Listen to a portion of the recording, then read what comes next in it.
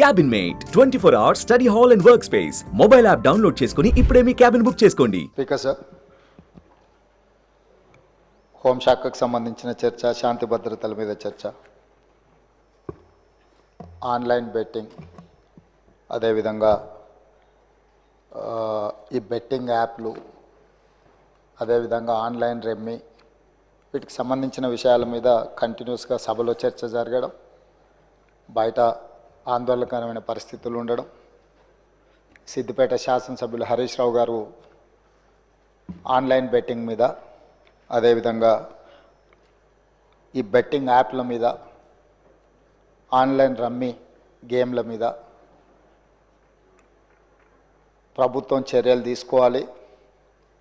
పేదలకు తీరని నష్టం జరుగుతుంది. పేదలు ఈ బెట్టింగ్ యాప్లతో బలవుతున్నారు, ఆత్మహత్యలు చేసుకుంటున్నారు, రకరకాల ఆందోళనలు చేపట్టడం జరిగింది, మాట్లాడడం జరిగింది. అధ్యక్ష, గత ప్రభుత్వమే 2017లో ఆన్లైన్ బెట్టింగ్ కానీ ఆన్లైన్ యాప్ వీటన్నిటి మీద నిషేధం చేస్తూ చట్టం తీసుకొచ్చింది.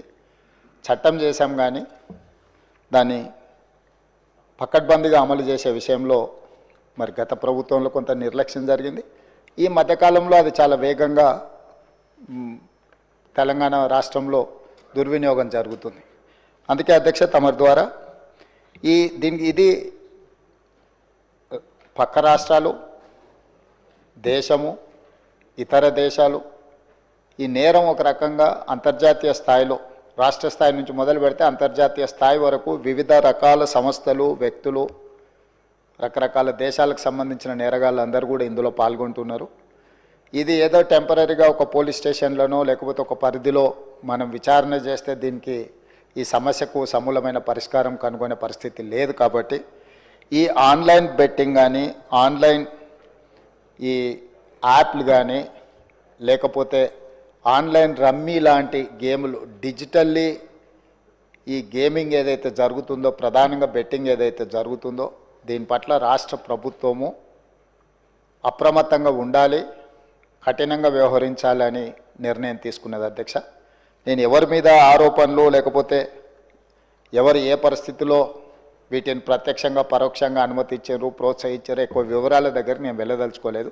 రాష్ట్ర ప్రభుత్వం స్పష్టంగా బెట్టింగ్ యాప్లు కానీ, ఆన్లైన్ బెట్టింగ్ కానీ, ఆన్లైన్ రమ్మీ గేమ్ల పట్ల అప్రమత్తంగా ఉండడమే కాదు, కఠినంగా వ్యవహరించాలని ఈరోజు రాష్ట్ర ప్రభుత్వం నిర్ణయం తీసుకున్నది.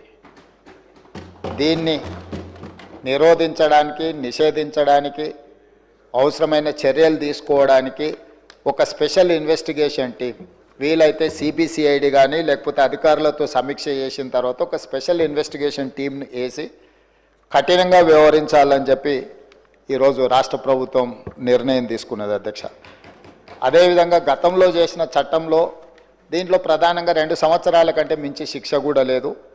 రేపు వచ్చే సమావేశాలలో ఈ ఆన్లైన్ బెట్టింగ్ నిర్వాహకులకనే కాదు, ఆడేవాళ్లను, బాధితులను, అదేవిధంగా ఈ ఆన్లైన్ అడ్డగోలుగా నిర్వహిస్తున్న వాళ్ళ పట్ల శిక్షను కూడా పెంచడానికి అవసరమైన చట్టాలను కూడా అవసరమైతే మనం సవరించుకోవాల్సిన అవసరం ఉన్నది. అధ్యక్ష, ఎందుకంటే శిక్ష కఠినంగా ఉంటుంది, ఎక్కువ కాలం ఉంటుంది అని ఎప్పుడైతే తెలుస్తుందో నేరం అనేది తగ్గుతుంది.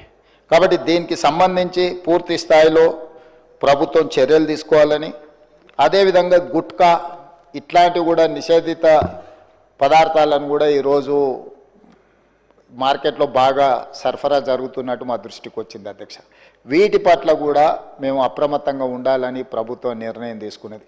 అందుకే ఆన్లైన్ బెట్టింగ్, ఆన్లైన్ యాప్లు, అదేవిధంగా ఆన్లైన్ రమ్మీ, ఈరోజు నిన్న మీరు టీవీలలో, పేపర్లలో పోలీసులు కేసులు నమోదు చేసి వాటికి ప్రచారం కల్పించిన వాళ్ళను పిలిచి పోలీస్ స్టేషన్లలో విచారించడం జరిగింది.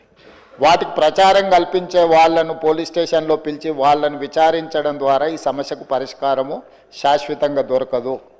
వీటిని నిర్వహించే వాళ్ళు, వీటిని ప్రమోట్ చేసేవాళ్ళు, చివరికి ఈ యాప్ల ద్వారా లబ్ధి పొందుతున్న వాళ్ళను, వీళ్ళందరినీ పూర్తి స్థాయిలో విచారించి కఠినమైన చర్యలు తీసుకున్నప్పుడే ఈ సమస్యకు పరిష్కారం దొరుకుతుంది. అధ్యక్ష, అందుకే దీన్ని పూర్తి స్థాయిలో విచారించాలంటే పక్క రాష్ట్రాలు, పక్క దేశాలలో కూడా విచారణ చేయాల్సిన పరిస్థితులు ఉంటాయి.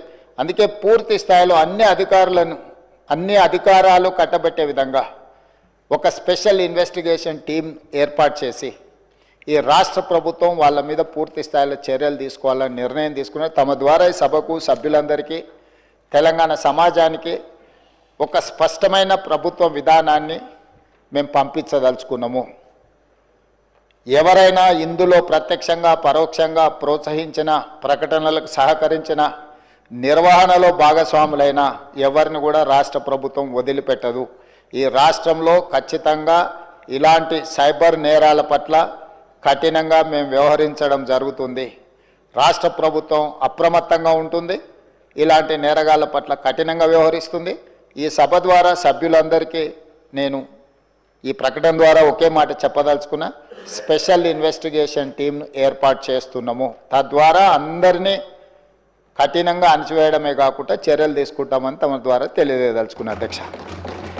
అదేవిధంగా అధ్యక్ష, శాంతి భద్రతల మీద చాలాసార్లు మాట్లాడుతున్నారు, చాలా విషయాలు మాట్లాడుతున్నారు. నేను ఎక్కువ విషయాలు చెప్పదలుచుకోలేదు, కానీ గత ప్రభుత్వంలో కొన్ని దారుణమైన సంఘటనలు జరిగినప్పుడు తీసుకున్న చర్యలు, వాటి వివరాలు ఇవన్నీ కూడా ఈ సభలో చర్చిద్దామంటే మాకేం అభ్యంతరం లేదు అధ్యక్ష.